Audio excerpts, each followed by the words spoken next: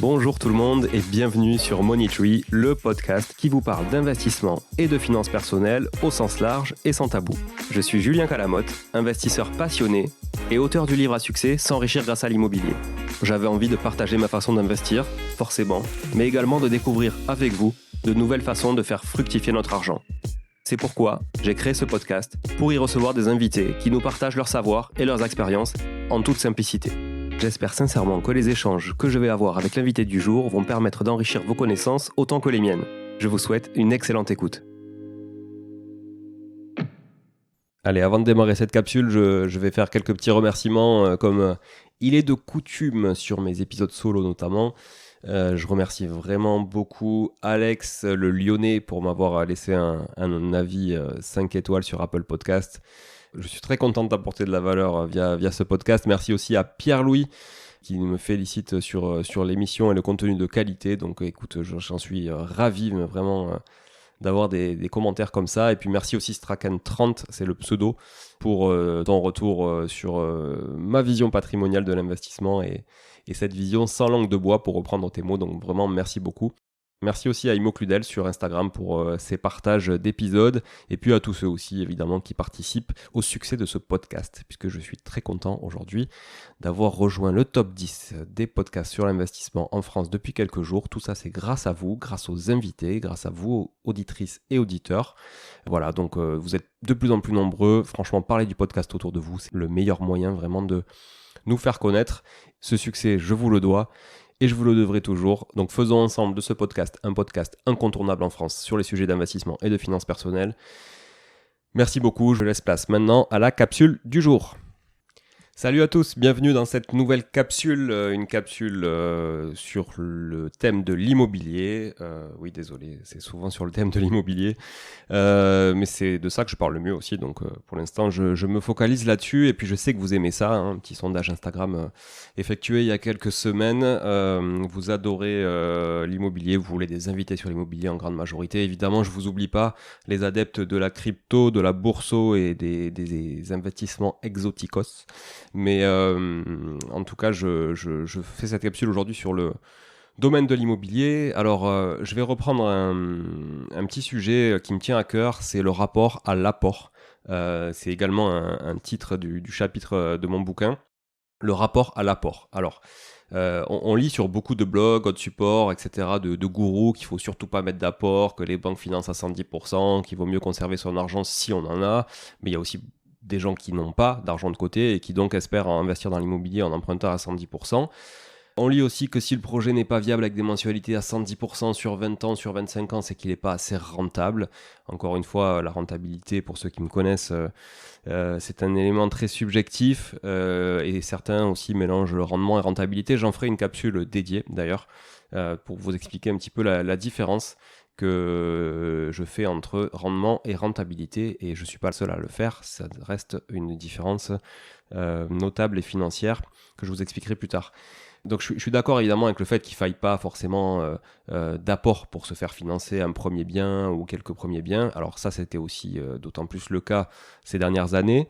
Je vous avoue que sur 2023, ça va être beaucoup plus compliqué. Il va falloir quand même mettre un petit peu la main à la poche pour investir dans l'immobilier. Et c'est vrai que nous, sur la plupart des clients qu'on accompagne, tous mettent de l'apport, toujours entre 10, 15, 20% d'apport. Même certains mettent jusqu'à 30 à 50% d'apport, mais c'est leur volonté aussi. Ça reste des investissements patrimoniaux et puis ils préfèrent mettre leur argent dans l'immobilier qui va travailler à 5-6%, au plus évidemment, mais sur du patrimonial, on est plus à 5-6% plutôt qu'à dans un livret A, même si un livret A à 3% paraît tout de suite beaucoup plus sexy qu'à 0,50. J'ai d'ailleurs moi-même usé de ce levier, évidemment, dès que le projet le permettait et que la banque me suivait, hein, des emprunts non pas à 110%. Alors oui, j'en ai fait à 110%, mais j'aime bien quand même mettre aussi un petit peu d'apport, montrer que, évidemment, je prends ma part du risque. Et puis quand votre patrimoine commence à atteindre une taille importante, vous devez forcément assumer cette part vis-à-vis de votre partenaire bancaire. Donc vu de sa fenêtre, il s'agit de le rassurer évidemment en prouvant que vous êtes prêt vous aussi à porter le risque en apportant 10, 20, voire 30% du projet.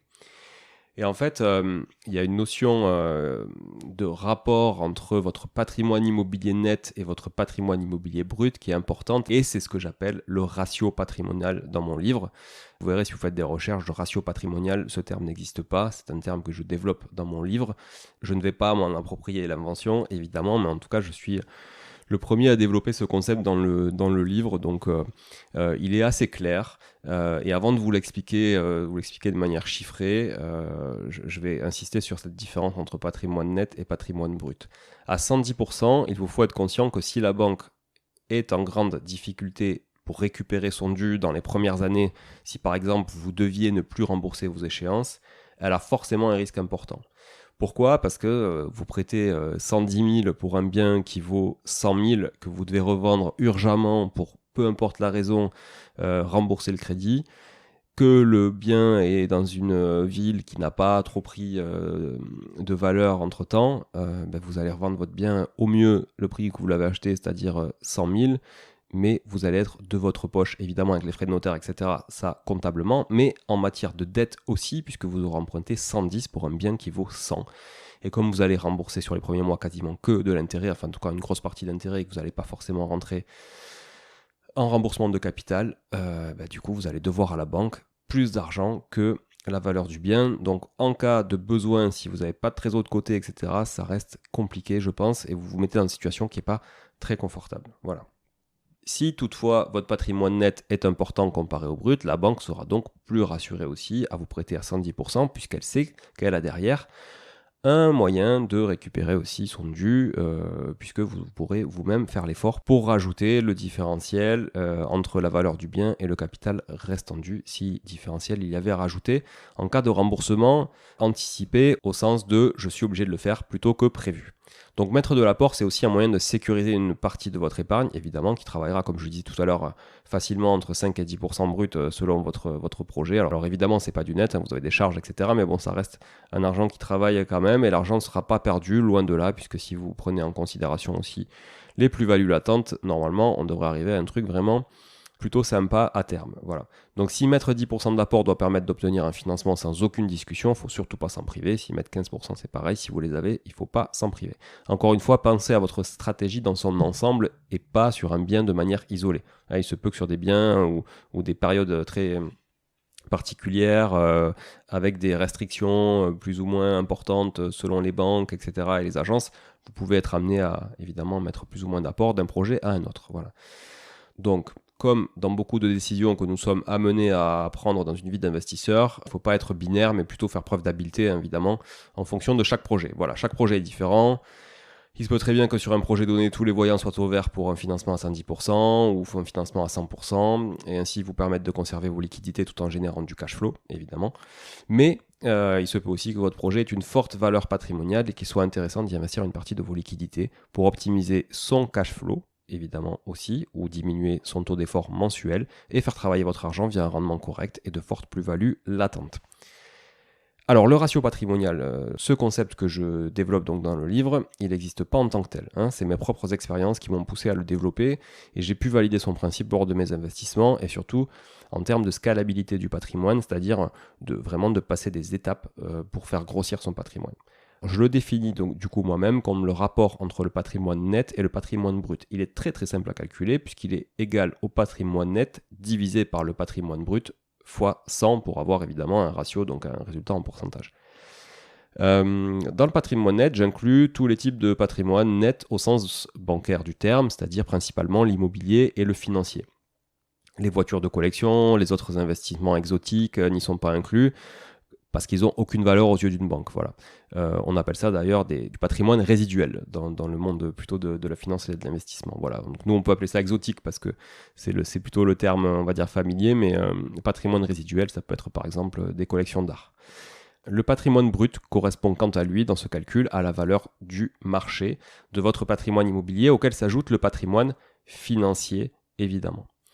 On peut distinguer le ratio patrimonial global que l'on vient de définir, et le ratio patrimonial immobilier qui, comme son nom l'indique, ne comportera que des données relatives aux détentions de biens immobiliers. Si vous financez tous vos projets à 110%, votre ratio patrimonial immobilier sera donc négatif au départ. Or, pour rassurer votre partenaire bancaire, il vous faudra conserver certains ratios, surtout si vous voulez vraiment accélérer dans l'investissement immobilier.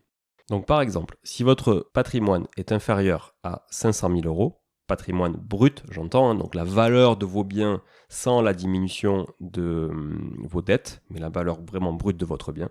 Donc ça veut dire quoi ? Ça veut dire que si vous avez 2 appartements à 250 000 euros, donc ça vous fait un patrimoine brut de 500 000 euros et que vous avez en face 500 000 euros de dette, c'est pas grave. On considère que vous avez un patrimoine brut quand même de 500 000 euros, même si votre patrimoine net est de 0.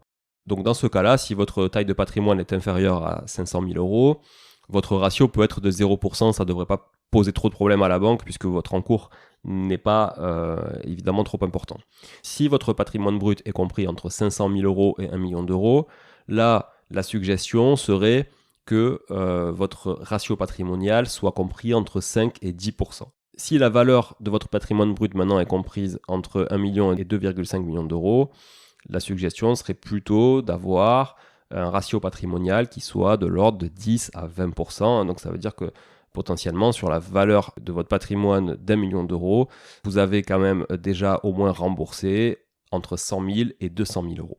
Si toutefois, pour les plus chanceux d'entre vous, ou en tout cas ceux qui ont été les plus actifs, la valeur de votre patrimoine brut se situe entre 2,5 millions d'euros et 5 millions d'euros, là on suggère plutôt d'avoir un ratio patrimonial entre 20 et 30%. Et si votre patrimoine brut est supérieur à 5 millions d'euros, là il vous faut au moins avoir 30% de patrimoine net pour rassurer les banques et continuer vraiment d'investir. Bien évidemment, il est difficile d'obtenir et de maintenir des tels ratios au démarrage de votre vie d'investisseur. Cependant, si vous avez déjà réalisé quelques investissements et que vous bénéficiez de plus-values latentes significatives, il peut être intéressant d'arbitrer certains investissements pour accélérer dans votre développement. L'arbitrage aussi, c'est vraiment un facteur important dans la scalabilité d'un patrimoine et donc dans vraiment la croissance d'un patrimoine. Je pourrais y revenir plus tard sur une autre capsule, mais pour moi, c'est une arme vraiment essentielle. D'ailleurs, c'est aussi le titre d'un chapitre dans mon livre, l'arbitrage, arme essentielle, et je pourrais y revenir beaucoup plus tard. Voilà.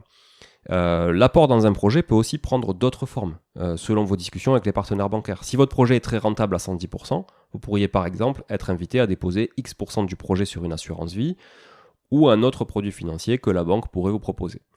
Cette dernière pourrait nantir cette somme en guise de garantie supplémentaire et ainsi s'assurer de sécuriser les fonds chez elle pour les faire travailler. Voilà. Pour conclure, je le répéterai jamais assez, mais adaptez-vous. Soyez prêt à mettre de l'apport si cela est bénéfique dans votre stratégie globale, même si vous n'aviez pas prévu de le faire initialement. Voilà. Analysez chaque projet vraiment dans le cadre de cette stratégie et gardez bien en tête cette notion de ratio patrimonial lorsque vous discutez avec vos partenaires bancaires. Merci pour votre écoute. J'espère que ça vous aura éclairé sur ces notions de patrimoine net et patrimoine brut, surtout vis-à-vis d'un partenaire bancaire qui pourrait se garantir sur tout ça. Je vous retrouve dès mercredi prochain, cette fois avec un invité de l'autre côté du micro. Je vous souhaite d'ici là de passer de très bons moments. Encore merci d'être là. À très vite. Ciao, ciao. Bon, si vous êtes là, c'est que vous avez écouté jusqu'au bout et a priori, l'épisode vous a plu. Si c'est bien le cas, n'hésitez pas à le partager autour de vous. Notez ce podcast sur Apple Podcast et Spotify en laissant un commentaire 5 étoiles. Je ne vous le répéterai jamais assez, mais c'est grâce à vous que ce podcast vit aujourd'hui et peut continuer de vivre en vous proposant un contenu toujours plus qualitatif. Merci encore, je vous retrouve très vite sur un nouvel épisode de Money Tree. En attendant, je vous souhaite la meilleure des réussites dans vos projets et un bon enrichissement. À très bientôt.